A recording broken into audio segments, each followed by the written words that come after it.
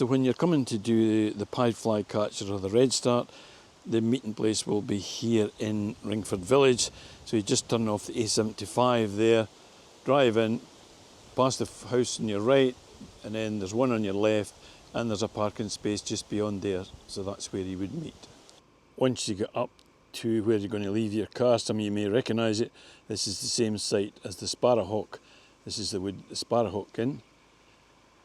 But it's here that you'll leave your car, and you will actually get taken by Alan now in his vehicle. It's in the wood, it's not far away, it's up a hill though, so he'll take you up in his vehicle, unless of course you're feeling fit and fancy a walk up the hill. So I'm meeting Alan here. In fact, he's just pulled in front of me there, so we'll just nip into his truck and we will nip up to the site of the redstart and pied flycatcher.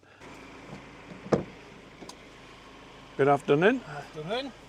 So we'll head up now to the pied flycatcher.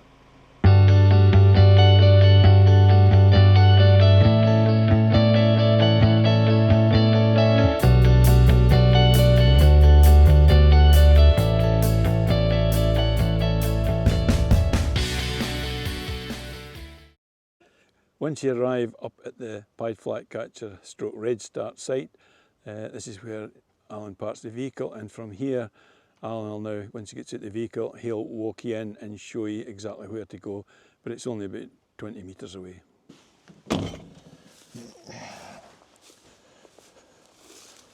So this is a pied flycatcher hide. It's also the same setup for the redstart hide, sometimes in a different location. It's only a 20-metre walk from the car. It's a bit overgrown at the moment, but that'll be all trampled down. This hide seats 6 people. It's just a bench in this one, so you can bring a cushion if you like. There's no plates, so a beanbag or a tripod, or you can bring your own plate if you wish. Right, so that's us in the hide now, and you can see it's a fairly basic hide, but it's only up for a short time during the summer months because it is quite a short window. So really, when's the best time for here? It differs from year to year. Last year it was late May, the year before it was mid-May. It all depends on the nesting. So it's crucial that you keep an eye on the social media pages, because you might not get much warning that this is available. And again, if it's not actually in this exact location, the hide might need to be moved 50 or 60 yards to accommodate the birds. It just sort of depends on where they're going to decide to nest that year. Yep. So in here, what sort of lens do they need for this?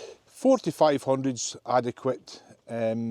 Also, it's worth mentioning, when it's really dull, if there is leaf cover, we supply flashes. Yeah, so you can get like a fill-in flash for it. It's not a direct flash on the face of the bird before people get excited about that. They're off-camera flashes. There's not a lot of power in them, no more than some extra bright sunlight, because all we're using is like a fill-in flash just to take the shadows and that away.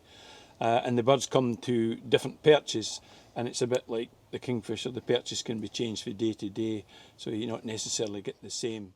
Hour to hour, actually. Yeah, yep. So you can change that in this hide, so that's good for that. Also worth mentioning, this site's got beautiful bluebells, so you get a nice blue background at certain times of the year, in May usually. June they start to die away.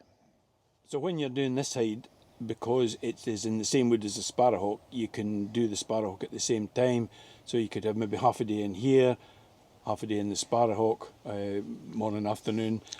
It's in the spring, so you've got evening light as well. But the other thing you could do when you're in here is you could nip up to the Stone Chat and Wind Chat, which are only really a short drive away, and you could combine that with the same day or the same weekend or whatever if you're here for a couple of days. But that's okay. It's worth mentioning that the Stone Chat and Wind Chat, you're shooting from your car or standing outside if it's a nice day. There's no actual hide, but they're really accommodating. They come really close.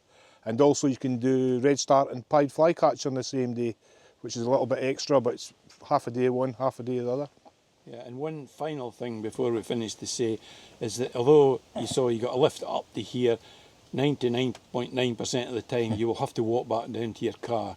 It's downhill, it's just on like a forest track, it's an easy walk, no hills, as I say, it's downhill, and you saw it in the video just how quickly we come up in the vehicle. Okay, it was speeded up a wee bit, but it's a nice walk down through a nice broadleaf woodland in Galloway.